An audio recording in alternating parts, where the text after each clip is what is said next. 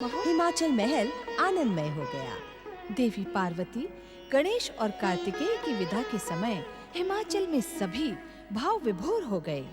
देवांतक और नरांतक का स्वर सुनकर भगवान शिव को अदृश्य होता देख सभी चकित हो जाते हैं। सिंधु के दंडित होने का समाचार सुनकर इंद्र सूर्यदेव को अपमानित करने के लिए आकाश में प्रकट होकर कहते हैं, भैया सूर्यदेव, आपने मेरी उपेक्षा करके अपने भक्त सिंधु दैत्य को अतुल्य शक्तिशाली होने का वरदान दिया, किंतु इसका परिणाम आपने भी देखा होगा। परम देव श्री महागणेश की कृपा से आज भी मेरा स्वर्ग सुरक्षित है। भविष्य में मुझे चुनौती देने की भूल कदापि न करना।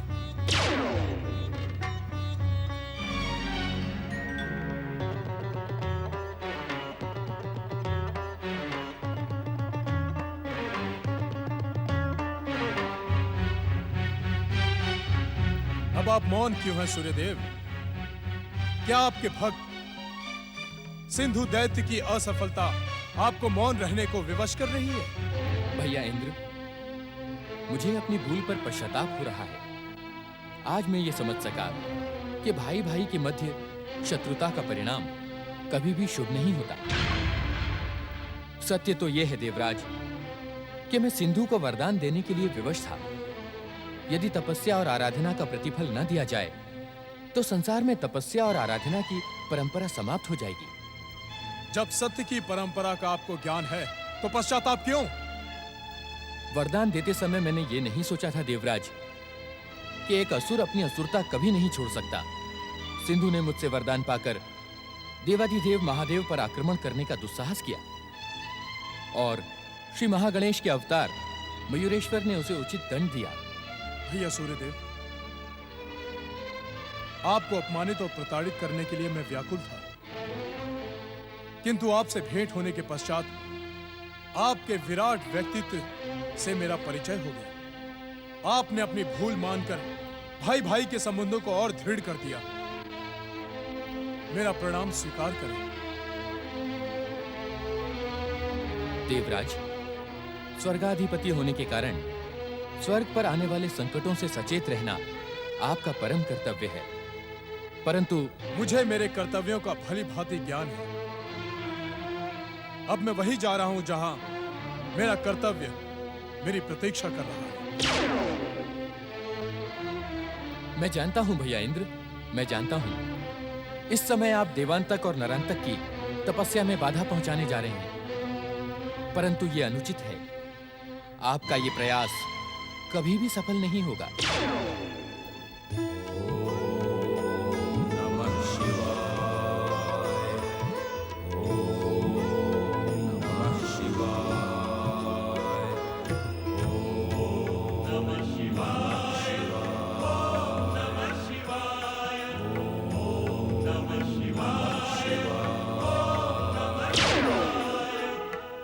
मैं जानता हूं कि तुम मेरे स्वर्ग पर अधिकार प्राप्त करने के लिए शिव आराधना कर रहे हो, किंतु तुम्हारी यह तपस्या मैं संपूर्ण नहीं होने दूंगा। मेरा वज्र प्रहार सदा सदा के लिए तुम्हें नष्ट कर देगा। वज्र! सावधान इंद्र! ज्येष्ठ माता दीदी, आप यहाँ? तुम तो देवताओं के राजा हो इंद्र। नीति, धर्म और मर्यादा की रक्षा करना तुम्हारा कर्तव्य है। तपस्यारत तपस्वियों की हत्या करने की आज्ञा क्या तुम्हारा धर्म तुम्हें देता है? दुष्टता की ये शिक्षा दुष्ट देवताओं को किस नीति शास्त्र ने दी है? क्या तुम्हारी माता अदिति ने तुम्हें यही संस्कार दिए हैं?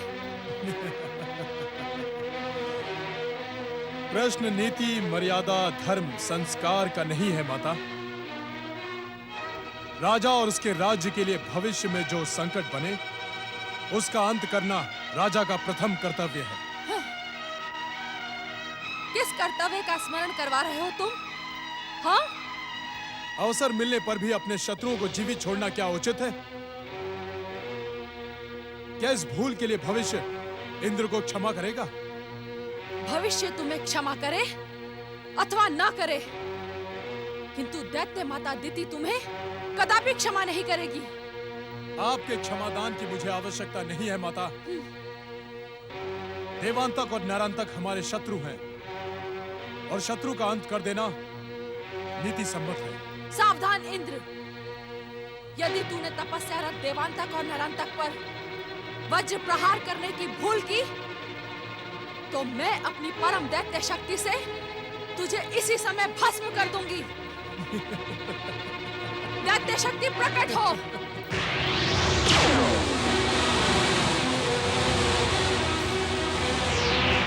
कायर इंद्र को भस्म करने के लिए अब तुम्हें निराश होना पड़ेगा दैत्य शक्ति। जाओ, पाताल में रहकर मेरे आदेश की प्रतीक्षा करो।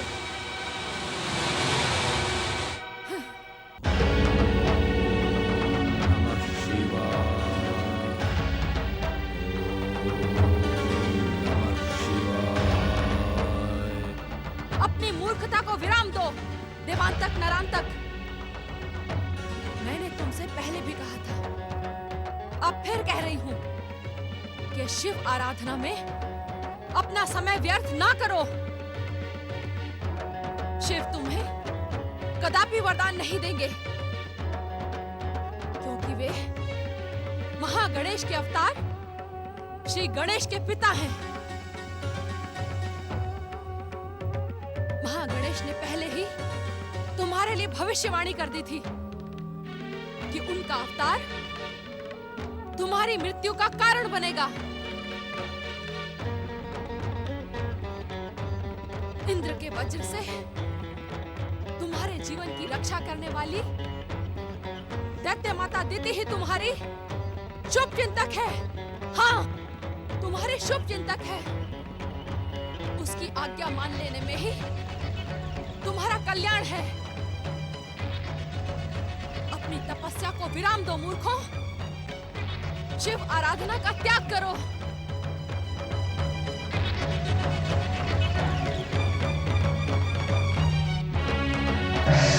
ओम नमः शिवाय। हाँ, तू यहाँ भी आ गया गजमुख। तू मेरा पीछा कब छोड़ेगा? कब मुझे शांति से जीने देगा? ज्येष्ठ माता, आप भी तो इन दोनों का पीछा नहीं छोड़ रही हैं। मैं तो आपको शांति पहुंचाने के लिए प्रयास करता रहता हूँ।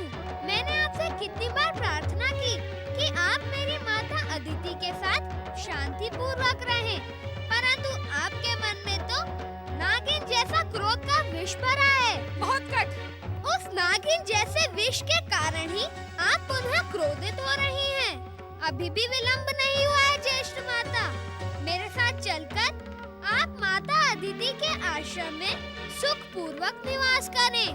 दुष्ट, हठी गजमुख, मैं तेरे हठ को भली भांति जानती हूँ। आज मैं तेरे हठ का उपचार करके रहूंगी। अभी अदिति पुत्र इंद्र भी अपनी मूर्खता का फल भोगकर यहाँ से कायरों की भांति अदृश्य हो चुका है। अब मैं तुझे तेरे हट के लिए दंडित करती हूँ। क्रोध को तो आपने अपने जीवन का आभूषण बना लिया है। मैं तो आपको भविष्य के लिए उचित परामर्श दे रहा हूँ। तूने दैत्य माता दिति को परामर्श देकर भयानक भूल की है। दुष्ट गजमुख, इसके लिए मैं तुझे कदापि क्षमा नहीं करूंगी। तुम किस किस को क्षमा नहीं करोगी दैत्य माता? सर्व पूज्य भगवान शिव से भी तुम द्वेष करती हो। इसी कारण इन दोनों को शिव आराधना छोड़ने के लिए कह रही हो, परंतु यह दोनों शिव आराधना कदापि नहीं छोड़ेंगे। इन्हें शिव आराधना छोड़नी ही होगी।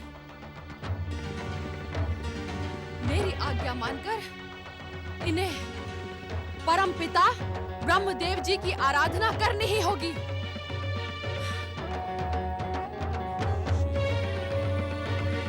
ज्येष्ठ माता, तुम इन्हें तपस्या का त्याग करने के लिए उस समय विवश कर रही हो जब इनकी तपस्या पूर्णता के निकट है। इन्हें वरदान देने के लिए भगवान शिव यहाँ पधारने वाले हैं।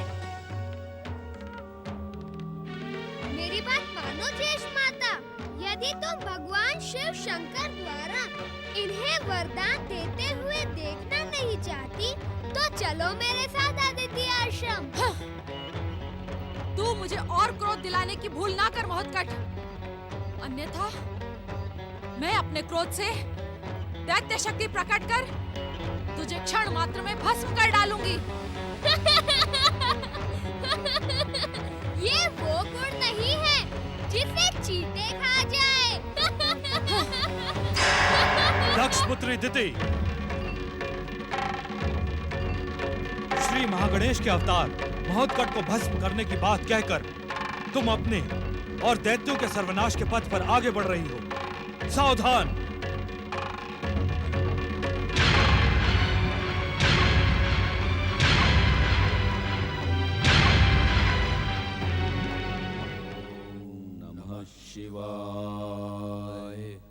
आंखें खोलो देवांतक नरांतक, तुम्हारी निष्ठापूर्वक तपस्या ने मुझे यहाँ आने के लिए विवश कर दिया है। देवाधिदेव महादेव शिव शंकर की जय। हम तुम पर प्रसन्न हैं देवांतक नरांतक, अपना इच्छित वरदान मांगो। महादेव, हम त्रैलोक्य में पुनः दैत्य साम्राज्य स्थापित करना चाहते हैं। हे चंद्रशेखर, हम दानव, मानव, देवता सभी को अपने अधीन करना चाहते हैं। हमें ऐसी महान शक्ति दें जिसे संसार में कोई चुनौती न दे सके। हम दानव, मानव, देवता सभी को अपने अधीन करना चाहते हैं। हमें ऐसी महान शक्ति दें जिसे संसार में कोई चुनौती न दे सके। भोलेनाथ, यह तो वरदान में संसार की कोई भी शक्ति और वैभव छोड़ना नहीं चाहते। यह चाहते हैं कि वरदान पाने के पश्चात इनके अतिरिक्त सभी निर्बल, दीनहीन होकर रह जाएं। क्या इन्हें ऐसा वरदान देना संसार वासियों के प्रति अन्याय नहीं होगा? दुष्ट गजमुख, तू इनके वरदान में भी बाधा पहुंचा रहा है। तेरा ये साहस। दिति,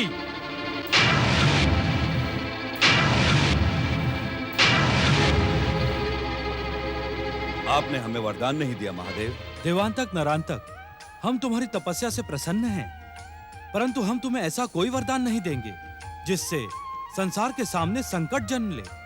तुम्हें तुम्हारी तपस्या का फल अवश्य मिलेगा। कह दो इनसे, हमने जो मांगा है हमें वही चाहिए।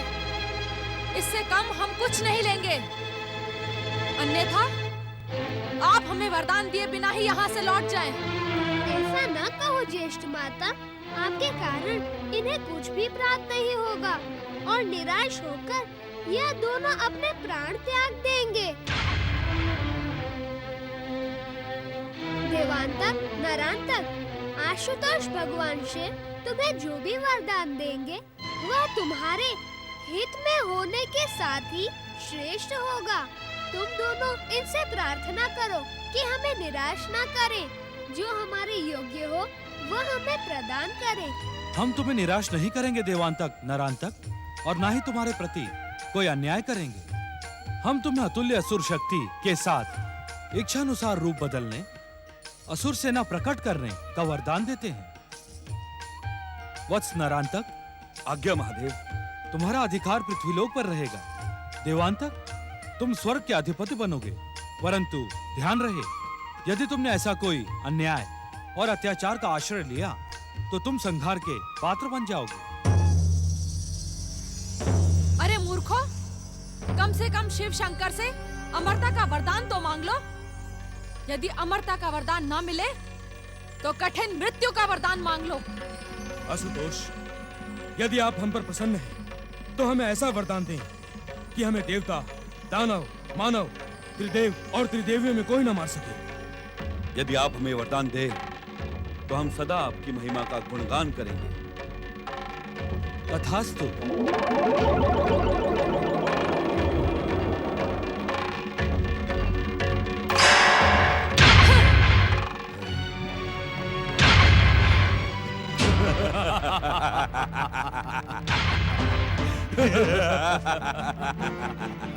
अधिक चतुराई दिखाने का परिणाम ऐसा ही होता है दैत्य माता। अर्थात परम देव श्री महागणेश दानव, मानव, देवता और त्रिदेवों में तो नहीं आते। अब उनके अवतारों के हाथों इनकी मृत्यु का मार्ग तो सरल हो गया ना। अभी भी समय है ज्येष्ठ माता, आप मेरे साथ अदिति आश्रम चले। दुष्ट गजमुख, तू मुझे बार बार अदिति आश्रम चलने को कहकर मेरा अपमान कर रहा है। अब आप चलना ही नहीं चाहती तो मैं यहाँ रुककर क्या करूँगा? प्रणाम, भगवान शिव आपके चित्त को शांति दे। स्वयं ही अदृश्य हो गया, अन्यथा मेरा क्रोध उसे उचित दंड देता। दैत्य माता दीदी, हमें इसी समय दैत्य गुरु के पास चलना चाहिए। अवश्य, इस शुक्राचार्य की मूर्खता के कारण ही दैत्य जाति को भयानक हानि हुई है। यदि तुम दोनों शिव आराधना ना करते तो मैं तुम्हें ब्रह्मा जी से अमरता का वरदान दिलवाती। अब इस शुक्राचार्य को प्रताड़ित करना ही होगा। चलो। ओम शिवाय नमः। ओम शंभुवाय नमः। ओम देवाधिदेवाय नमः। हे आशुतोष भगवान शिव शंकर, देवांतक और नरांतक ने आपकी आराधना करते हुए कठोर तपस्या की है। अब आप उन्हें इच्छित वरदान दें, यही मेरी आपसे विनम्र प्रार्थना है।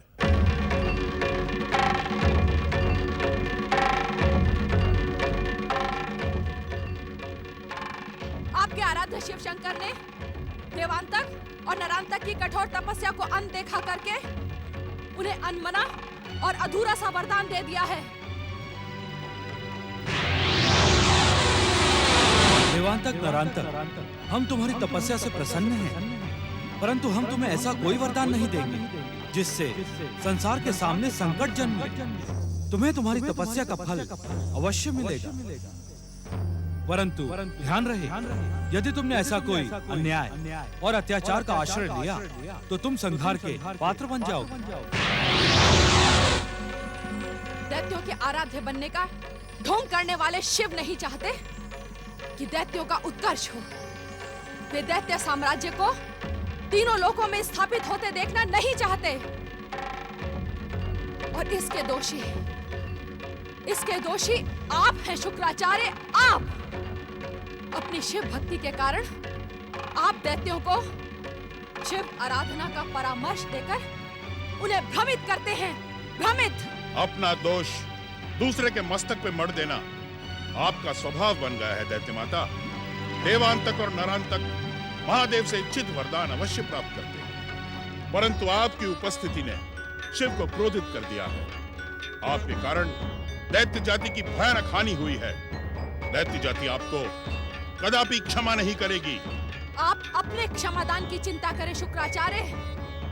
अब वो दिन दूर नहीं जब भोले भाले असुर और दैत्य अपने दैत्य गुरु को दैत्यों का बैरी समझने लगे। आपकी प्रेरणा से ये कपोल कल्पित असत्य यदि प्रसारित हो भी गया तो सत्य के एक ही झटके से वह चरमराकर ढह जाएगा। दैत्य गुरु शुक्राचार्य दैत्यों के सच्चे हित चिंतक हैं। दैत्य जाति का उत्कर्ष और कल्याण यही मेरे जीवन का एकमात्र उद्देश्य है।